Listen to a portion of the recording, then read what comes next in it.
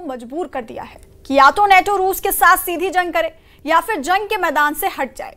यही वजह है कि नेटो देश पोलैंड और एस्टोनिया में रूसी सेना के गदर मचाने के बाद नेटो ने F-35 जेट जंग के मैदान में उतार दिए हैं। ऐसे हालात में यह तय है कि रूस और नेटो की अगर सीधी जंग हुई तो जंग का फैसला परमाणु युद्ध से होगा।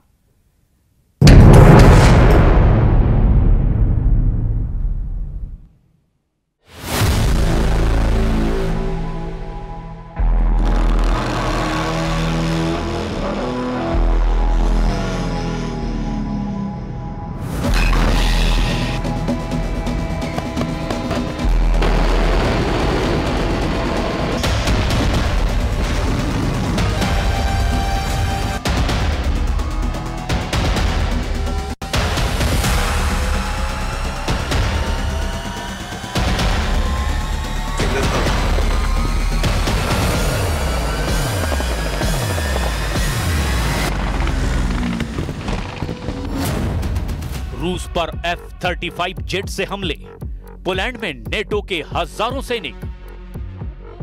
सिर्फ 72 घंटे के अंदर यूक्रेन युद्ध नेटो युद्ध में बदल चुका है। रूस ने नेटो देश पोलैंड, एस्टोनिया में अपने आत्मघाती ड्रोन और MiG-31 जेट से ऐसा कोहराम मचाया कि अब ट्रंप को भी कहना पड़ा है कि रूस का ये हवाई युद्ध पूरी दुनिया पर बहुत भारी पड़ सकता है। इधर एस्टोनिया के एक वरिष्ठ सैन्य अधिकारी ने दावा किया कि 19 सितंबर को नेटो के हवाई क्षेत्र में उड़ान भरते समय रूसी पायलटों ने नेटो की चेतावनी को पूरी तरह से नजरअंदाज किया है। इधर यूक्रेन पर रूस के भीषण हमलों से पोलैंड बेहद परेशान है। दावा किया जा रहा है कि पोलैंड में नेटो ने रूस के खिलाफ F-35 जेट उतार दिए हैं। पश्चिमी यूक्रेन में रूसी बमबारी के दौरान पोलैंड और नेटो के विमानों को उड़ाने की कोशिश की गई थी। ये दावा साबित करता है कि रूस अब नेटो से खुलकर जंग करने के मूड में आ चुका है। दावा किया जा रहा है कि नेटो गठबंधन के सदस्य एस्टोनिया द्वारा मॉस्को पर उसके हवाई क्षेत्र का उल्लंघन करने का आरोप लगाने के एक दिन बाद हुई थी। पोलैंड की ये कार्रवाई मॉस्को और नेटो के बीच तनाव में आई तेजी के बाद हुई है, जब एस्टोनिया ने कहा था कि पिछले दिन 3 रूसी मिग विमान उसके हवाई क्षेत्र में घुस आए थे, जिसे उसने बेशर्मी वाली कार्रवाई बताया था। नेटो चार्टर्ड के अनुच्छेद 4 का इस महीने 2 बार इस्तेमाल किया जा चुका है। जंग में उतरी परमाणु पनडुब्बी, पुतिन को हराना असंभव। जिस वक्त राष्ट्रपति ट्रंप राष्ट्रपति पुतिन के साथ मिलकर रूस यूक्रेन जंग रोकने की कोशिश में जुटे थे, ठीक उसी वक्त यूक्रेन, यूरोप और नेटो रूस के खिलाफ घेराबंदी करने में जुटे थे। यूक्रेन के साथ साथ पोलैंड ने रूस को खुला चैलेंज दे दिया है। फ्रांस, जर्मनी, ब्रिटेन रूस के खिलाफ यूक्रेन और पोलैंड को जमकर हथियार देने में जुटे हैं।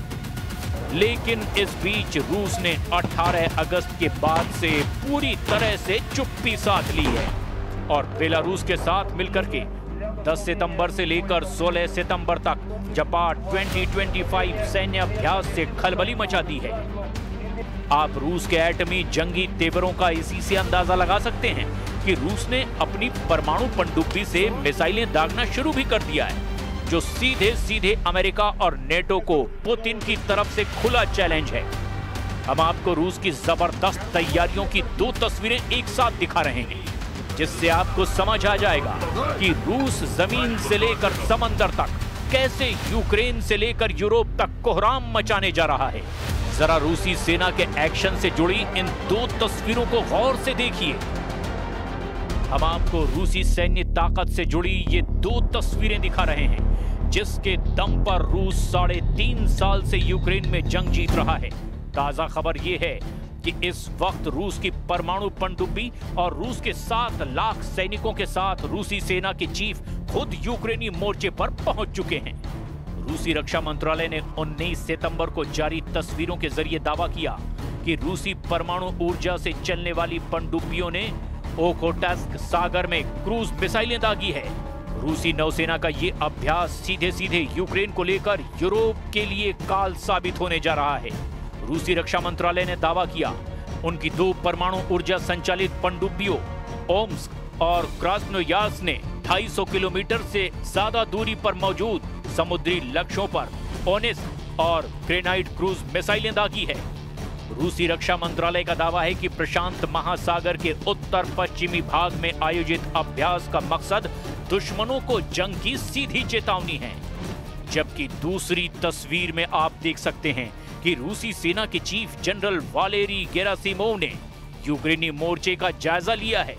रूसी रक्षा मंत्रालय ने 17 सितंबर को दावा किया कि एक वरिष्ठ रूसी अधिकारी ने यूक्रेन में अपने सैनिकों की चौकियों का दौरा किया और कहा कि मॉस्को की सेनाएं सभी मोर्चों पर आगे बढ़ती जा रही है और सबसे ज्यादा भीषण लड़ाई पोक्रोवस्क के रसद केंद्र के आसपास हो रही है।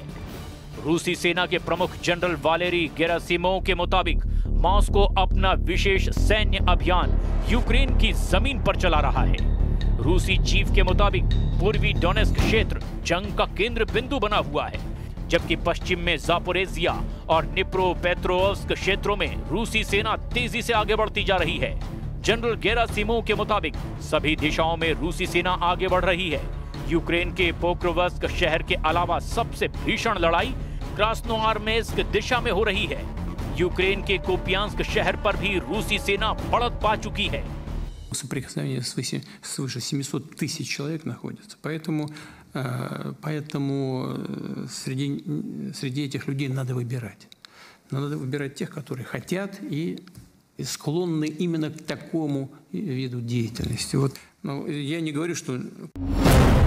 उत्तर कोरिया वेनेजुएला ने दिखाया ट्रेलर, पुतिन का इशारा।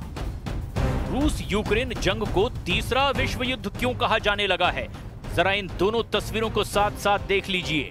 एक तस्वीर में उत्तर कोरिया के supreme leader Kim Jong Un अमेरिकी ड्रोन की तरह दिखने वाले मानव रहित कुमसोंग ड्रोन की जंगी तैयारियां देख रहे हैं, तो वहीं दूसरी तरफ दक्षिणी अमेरिका महाद्वीप में स्थित वेनेजुएला में अमेरिका के खिलाफ भीषण जंगी तैयारियां शुरू हो चुकी है। इन दो तस्वीरों को देखकर Ukraine, Poland, France, Germany, Britain, America और नेटो देश पूरी तरह से बौखला गए हैं। अब दावा यह किया जा रहा है कि ये सब कुछ पुतिन के इशारे पर हो रहा है। पहले आप उत्तर कोरिया से आई इन तस्वीरों के एक एक फ्रेम को देखिए, जहां supreme leader Kim Jong Un 18 सितंबर को उत्तर कोरिया के किमसोंग सामरिक मानव रहित हमलावर विमान और एक मानव रहित रणनीतिक टोही विमान के परीक्षण को देख रहे हैं। दावा किया जा रहा है कि उत्तर कोरिया के किमसोंग सामरिक मानव रहित हमलावर विमान या कहें कि ड्रोन एआई तकनीक से लैस हैं, जो इसे अमेरिकी ड्रोन के मुकाबले कहीं ज्यादा घातक बनाता है। यानी किम ने पुतिन के इशारे पर दिखा दिया कि रूस का साथ देने के लिए उत्तर कोरिया घातक हथियार उतारने को तैयार है। अब आप अमेरिका के धुर विरोधी और कट्टर दुश्मन वेनेजुएला का सैन्य अभ्यास भी देख लीजिए, जो सीधे सीधे अमेरिका से जंगी तैयारियां दिखा रहा है।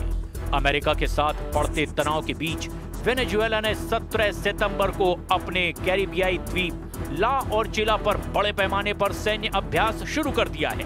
अधिकारियों ने इस क्षेत्र में अमेरिकी सैन्य गतिविधियों के प्रति रक्षात्मक प्रतिक्रिया देते हुए हजारों सैनिकों को तैनात किया है। वेनेजुएला ने अमेरिका को दिखाया जंगी ट्रेलर। वेनेजुएला के सैनिक 3 दिवसीय अभ्यास में भाग ले रहे हैं, जिसे कैरिब सोबेरानो 200 यानी कि सोवेरन कैरेबियन 200 कहा जा रहा है, जिसमें युद्धपोतों, विमानों, मिलिशिया नौकाओं और तोपखानों ने हिस्सा लिया है। इस अभ्यास में सैन्य शक्ति का प्रदर्शन रात में किया गया है, जिसमें वेनेजुएला के सैनिकों ने इंग्ला एस एंटी एयरक्राफ्ट मिसाइलों और भारी तोपखानों से गोलाबारी की है। वेनेजुएला के संचार मंत्रालय द्वारा जारी वीडियो फुटेज में सुखोई 30 लड़ाकू विमानों और हेलीकॉप्टरों को उड़ान भरते हुए भी दिखाया गया है, जबकि जमीन और पानी पर टैंकों ने समुद्र तट पर लैंडिंग की है, जबकि सैनिकों ने तटरेखा पर अपनी स्थिति सुरक्षित कर ली है। ये सैन्य प्रदर्शन ऐसे समय में हो रहा है जब अमेरिका और वेनेजुएला का क्षेत्रीय तनाव बढ़ता चला जा रहा है, क्योंकि इस महीने अमेरिकी सेना ने कम से कम 2 वेनेजुएलाई नौकाओं को उड़ा दिया था, जिसमें कथित तौर पर कैरिबियन सागर में मादक पदार्थ ले जा रहे 14 लोगों की मौत हो गई थी। पुतिन ने तोड़ा मेरा भरोसा, जंग तो होगी बेहद तेज। इधर ब्रिटेन दौरे पर गए अमेरिकी राष्ट्रपति डोनाल्ड ट्रंप ने रूस यूक्रेन युद्ध को लेकर रूसी राष्ट्रपति व्लादिमीर पुतिन पर नाराजगी जताई है। ट्रंप ने कहा कि पुतिन ने उन्हें सचमुच निराश किया है और युद्ध को खत्म करने में नाकाम रहे। ट्रंप ने चेतावनी दी कि अमेरिका रूस पर बड़े कड़े कदम उठा सकता है। ट्रंप ने कहा कि उनका पुतिन के साथ लंबे समय से अच्छा संबंध रहा है, लेकिन यूक्रेन युद्ध ने स्थिति बदल दी है। उन्होंने कहा कि पुतिन की नाकामी ने उन्हें बेहद निराश किया है और अब अमेरिका को बहुत सख्त रुख अपनाना पड़ सकता है। ट्रंप ने कहा कि पुतिन के साथ उनके संबंधों को देखते हुए उन्हें लगा था कि यूक्रेन युद्ध को सुलझाना सबसे आसान होगा, लेकिन पुतिन ने मुझे निराश किया और मेरा भरोसा तोड़ दिया। So I'm disappointed. If you listen to some people, the ones like in Poland were shot down and they fell into Polish territory, but they shouldn't have been that close anyway. They were drones. अब ऐसे हालात में अंदाजा लगाया जा सकता है कि रूस यूक्रेन, नेटो और यूरोपीय देशों से जंग की आखिरी बाजी से हार जीत का फैसला क्यों करना चाहता है।